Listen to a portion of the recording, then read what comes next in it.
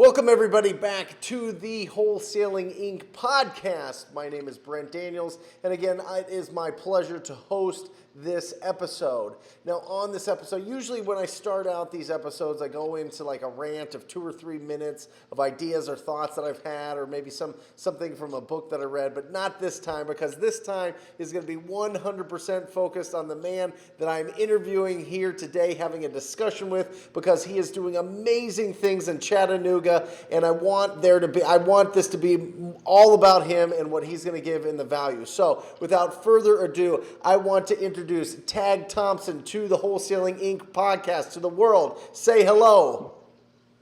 Hello, everybody from Chattanooga, Tennessee. What's up, Brent Daniels? TTP. Well, listen, this is exciting for me, Tag, because we've been talking for a long time, and I have seen you grow your business from something that was just getting going, starting to build up momentum, to now it's an absolute beast. So kind of give us your journey, your path, your background, kind of your 2-minute, who are you?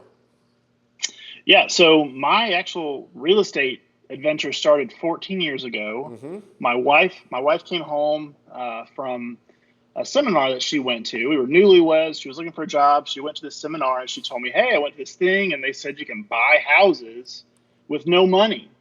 And I laughed and laughed and laughed at her about how gullible she was. There's no way that's possible. And she was pretty embarrassed. Later, I'm the embarrassed one because that's pretty much what I do for a living. So fast forward about 10 years, I met an awesome guy named David Olds who really just taught me the whole thing. He's my business partner now, and we're wholesaling in Chattanooga. We switched to TTP from postcards a little over a year ago. Yep. And it has completely changed our business. We're pretty much exclusively TTP. We do some other kind of interesting things too, but we're in 3 markets. We're in Chattanooga, Atlanta, and Charlotte right now, and plan to be in 10 markets by the end of the year. 10 markets. Yeah. Excellent. Yeah. And why? So where did you get? Where's home base? Is Chattanooga where your home base is? Yes. Yeah, we're in Chattanooga, Tennessee. Is that the bulk of your business? It is. I mean, it's probably 75 to 80% at this point. We wanted to get our systems perfected and grow and scale as we really felt our systems were good. So had a couple missteps in a few markets, didn't understand them very well, but we've perfected our Chattanooga system, doing really, really well in Charlotte and doing well in Atlanta as well now.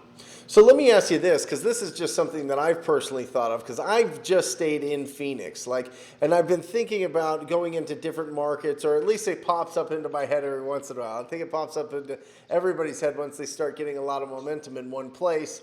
But how do you determine which markets to go into? How did you determine to go into Charlotte and Atlanta? So we pick markets that are both heavily populated, have a lot of cash buyers, but not as much wholesale activity. So because a lot of our systems are based off kind of Todd Toback's system of actually selling through realtors and using buyers in that area. So we look for areas that have a lot of cash transactions, but not necessarily a lot of wholesalers. So Charlotte hit that, Atlanta hit that market really well. So do good. There's still a lot of competition out there, but we're doing really well. That's awesome. So is there some sort of data resource that you use? Is it just, are you looking at, there's got to be something that says there's a lot of cash transactions, but not a lot of wholesale. What do you look at when you focus? And I'm asking for everybody, but really I'm asking for myself. If I were to go online and say, hey, I want to go into a different market and I want to check out Reno, Nevada. You know what I mean? Is there a way to see if that's a good market or maybe not so good? Yeah, there's some good resources out there. You can use List Source to pull out cash buyers. You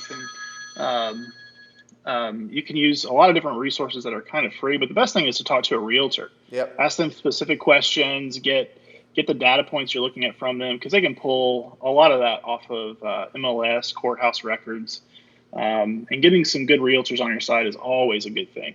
And plus, it Always kind of gives looking. you like boots on the ground. So maybe reach out to a few different ones and different brokerages and see what the climate is with fix and flip, with a buy and hold, with people that want to wholesale, like all of that, and see kind of what their kind of get a feel for what their responses are.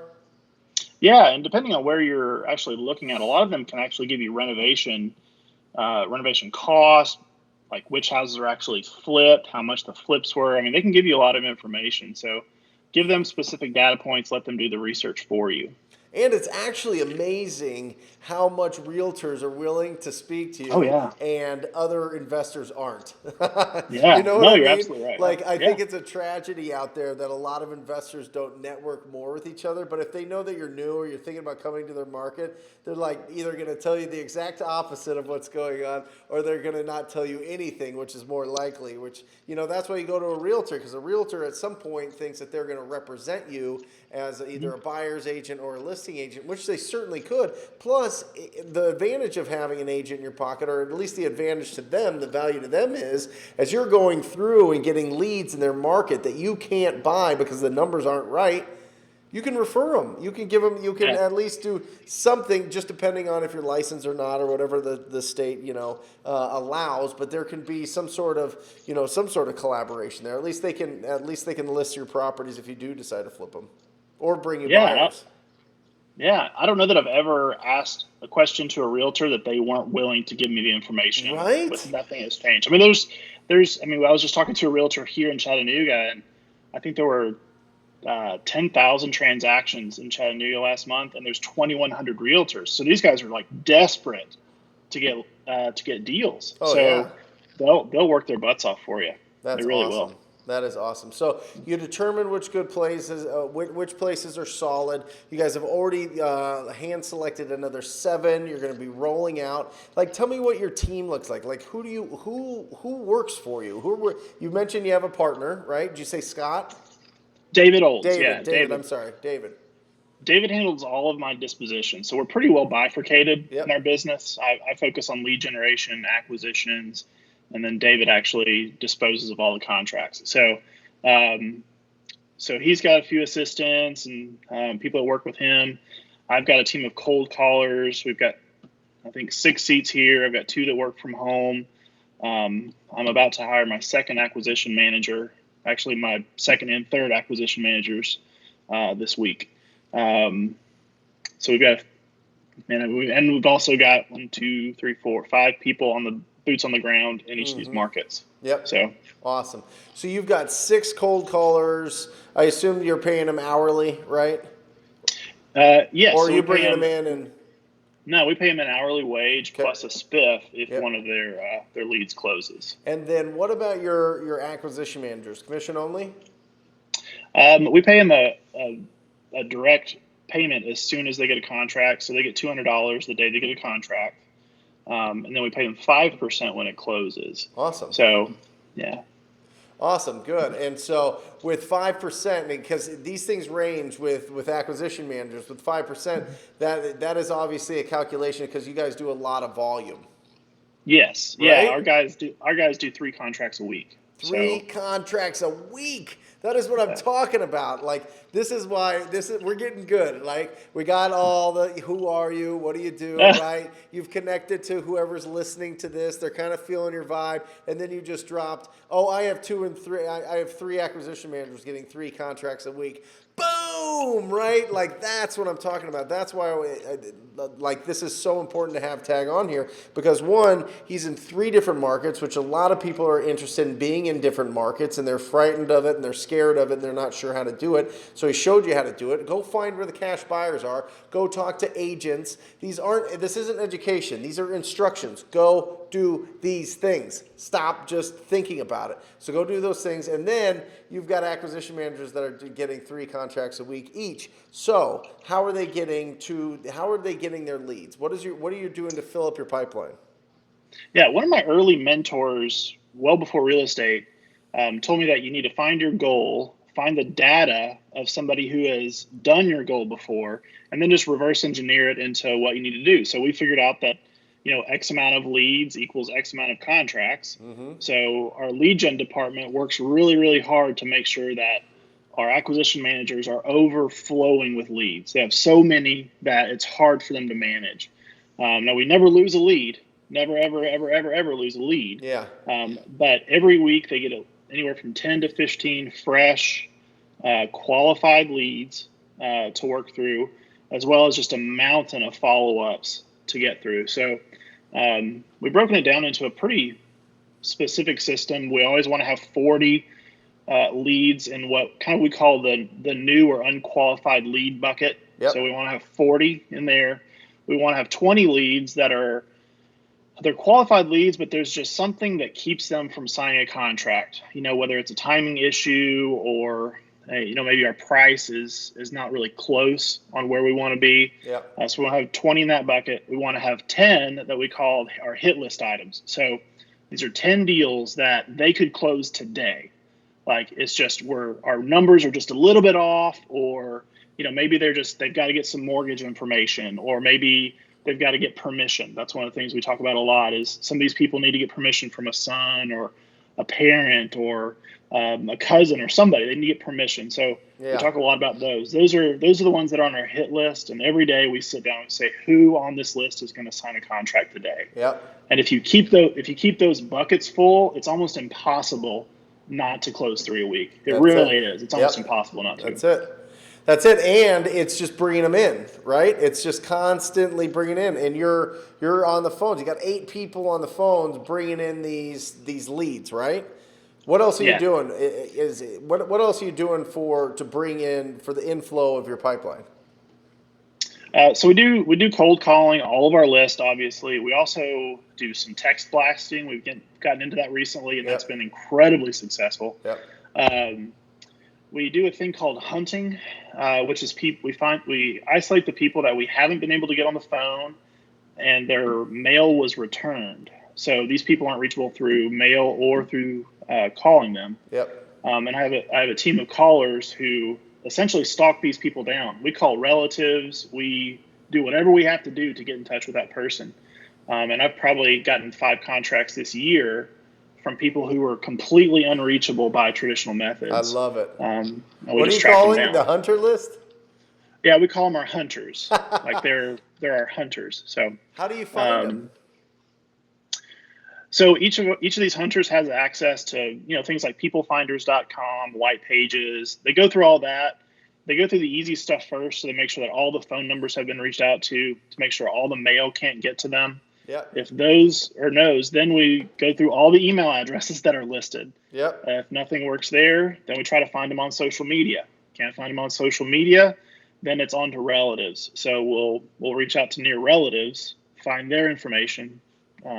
Awesome. I mean, we'll go as far as we have to. I mean, but the harder they are to find, typically the easier the deal is, and the better the margins are. So that one is huge, guys. Listen to this.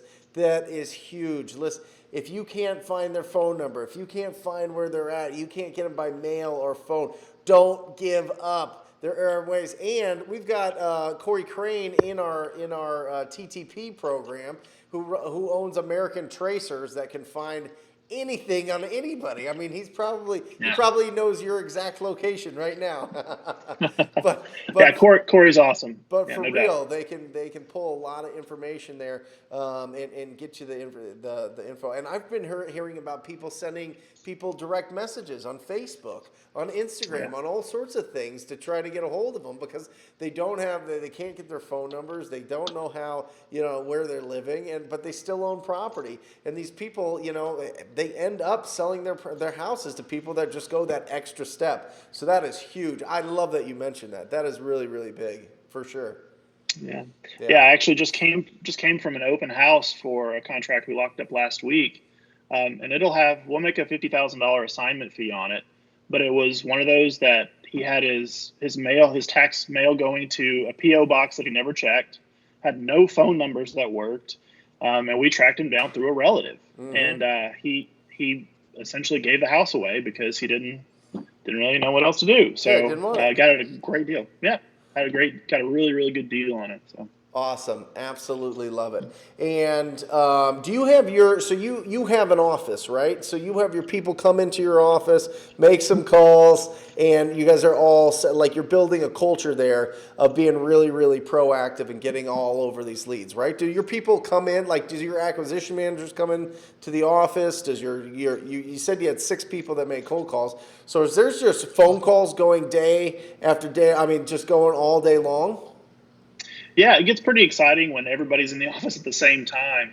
It It's just a does, man. constant. Yeah, It it really really does. does. I mean, I encourage even if you're just a one shot or whatever, or you have a couple people in your business, like get a group of you guys together and just go to Starbucks or go somewhere where like different businesses are making calls, and I mean different wholesale or investment businesses, but just get into that flow. Like downstairs, I've got 8 or 10 people right now literally making calls, going through emails, following up, lead follow up, like going crazy, and they go hard from 9 to 4 every single day, and then it's done. But they actually put work in, which is important. Yeah, it really is. We have 2 callers that don't work in our office, but other than that, everybody's here. Yeah. It just does. It makes it for the days are really exciting. A little bit of competitive nature kicks in. I mean, it's great. So I want a bell ringing moment. I want a victory bell ringing moment. I want you to talk about a big, fat, huge deal that you put together. Okay? I want to know where it came from. I want to know what you made. I want to know how you contacted them. Okay? Your biggest. Let's go biggest TTP deal because I'm going to be biased. Let me talk about my first one, Okay. which was a $35,000 deal. Okay. It was my very first one.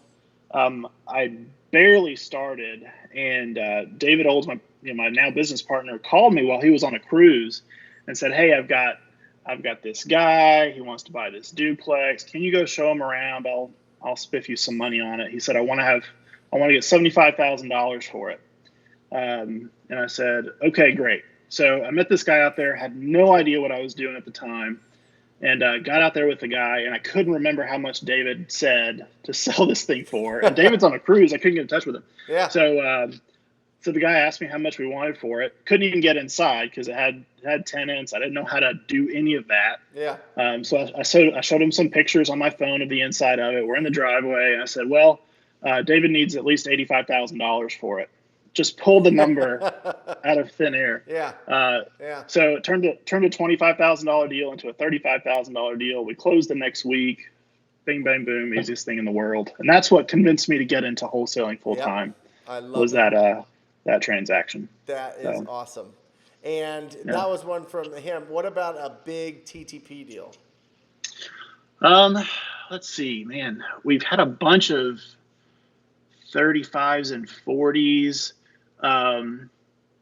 Honestly, one of our best one was our very first official TTP deal. After we'd finished the program, hired all of our cold callers. Yep. The very first day was so exciting. We had 6 people in there, and the first person that got a lead just kind of stood up. And we all celebrated. It was a lady that had a house that was eaten up with termites. She lived in Florida. Yeah. She'd had this house here forever. It was eaten up with termites.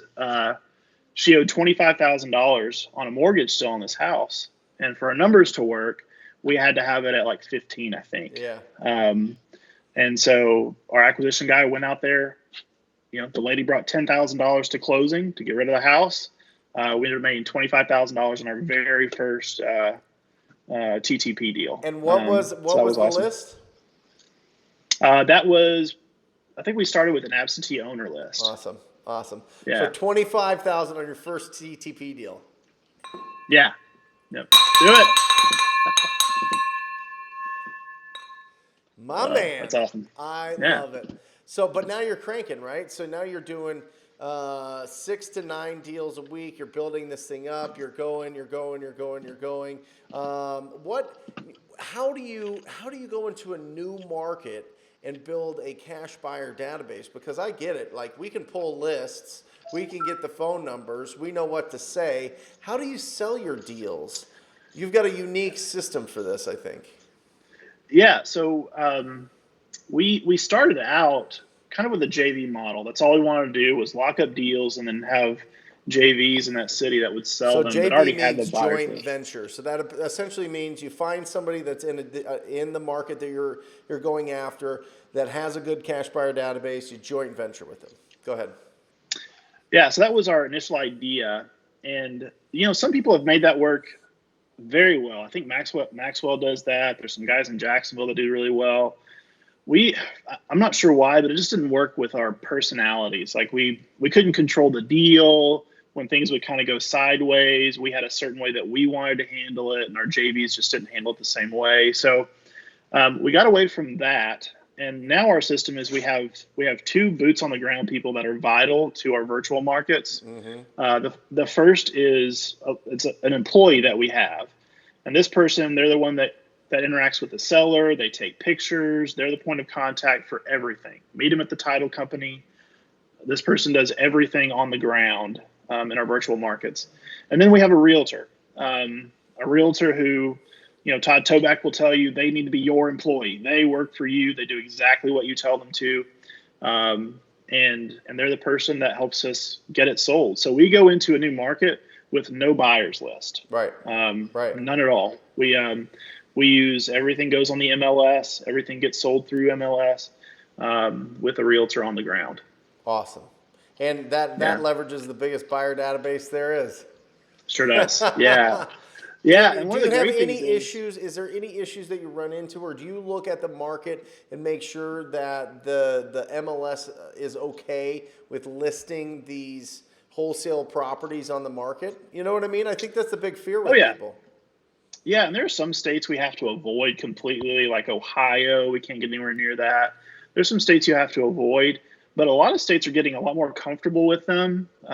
Like in North Carolina and in Tennessee now, doing a wholesale assignment contract is actually part of the course you have to take to become a realtor. So they actually have this written into the licensing courses that you have to take. So it's becoming more and more common.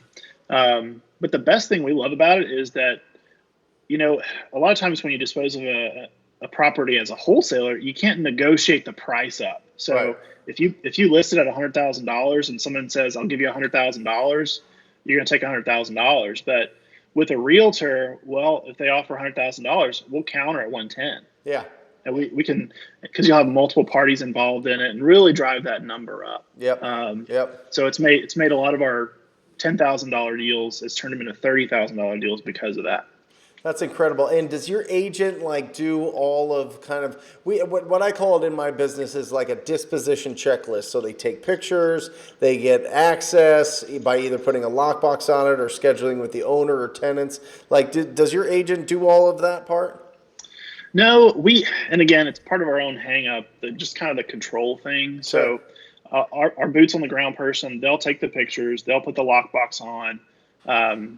And I'm not sure exactly why we necessarily do it that way, but it just works a lot better. Honestly, if we have an agent that's not performing like we need them to, we keep control of the deal no matter what. Yep. So then your boots on the ground person, is this somebody that you put an ad out for? Is it somebody that you reach out and you say, hey, who has family out here that can be trusted? How do you know? You know what I mean? How do you find that person? Yeah, we go through a pretty rigorous interview process. So we'll put some ads out through Indeed, Craigslist, those things like that. We're looking for somebody, hopefully with some real estate background, just to make the transition a little bit easier. But somebody who's responsible, incredibly presentable. You're looking for a personality. Yep. Someone because we're handing off a contract to these people, and they need to kind of babysit it all the way through the process. Mm-hmm. So we put out ads. David, our disposition guy, will actually go to that city, hang out for a little bit, go through all the interviews, find the right person, and hire them at that point. Awesome. I love that. You do all the work up front to make sure that you pick the right person. Yeah, it's incredibly important. If you don't have a good boots on the ground person and a good realtor, it's not going to work. That's awesome. Yeah. Usually, it's really interesting. Once you find somebody that you can give consistent business and keep them busy, then they're going to be with you forever. They're going to go above and beyond as long as it's consistent and you're keeping them in the loop and the communication is excellent. You know what I mean? Yeah. Yeah, I mean, and especially if you tell a realtor, hey, I'm going to hand you 1 to 3 contracts a week, you're their best friend now. Best friend. They'll do whatever they have to for you. Yeah. And do you? They're obviously just putting it on there. I mean, they're not getting a full 3%. Are they putting 3% out on the market? Some people do it differently. We give our guys a full 3%. So we pay Both 6% on every. 6%. Yeah, so we do 6%. And some people, they try to get a discounted rate. We've just found it to be very successful and very smooth. If you pay well, they'll work really, really hard for you. Wow, that's incredible. Yeah, I bet those real estate agents love you. Oh my They do. gosh, they're going to go to war for you.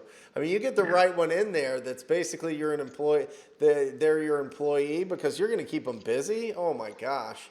Dude, that's the way to do it. That's really, really cool, really smart. I love it. So what advice, as we close the show here, what advice would you give to anybody starting out or anybody thinking about going into a new market just to get going, and more from a mindset standpoint? You've given unbelievable value from a technical instruction standpoint of what you do. And I think that this podcast we could probably charge thousands for it, to be honest. Not being silly, not being ridiculous here. I mean, there's a lot of really great stuff here that I kind of pulled out. But really, like, what advice would you give from a mindset standpoint? So going into new market, 2 things are really important. First of all, do your research. So know the market really well. Talk to a lot of people. Understand the zip codes. So you need to know what areas are really hot, what neighborhoods are hot, what areas to avoid. So know the market very well. But the second thing, go very slow. Like, don't try to rush into it. Scaling too fast will kill you in virtual markets. Yep. I mean, we've made that mistake before twice. So the markets that work are the ones that you approach with understanding of the market, but then also go slow. Spend your first marketing dollars on the hottest neighborhoods.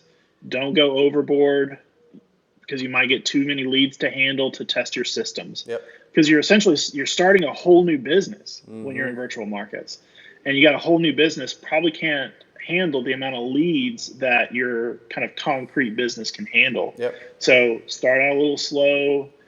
Work a few deals through, work some systems out before you really crank it up. That's my biggest piece of advice. Huge. Absolutely huge. Thank you so much for being on here. Tag Thompson, everybody. If somebody wants to reach out to you, maybe they're in some of those markets, maybe they want to joint venture with you or send you referrals or just, be around you, be in your world, how do they get a hold of you? Facebook, Instagram, Tag Thompson. There's really only one of me out there. So TAG, yep. Facebook, that's right. So Tag Thompson, best way to do it.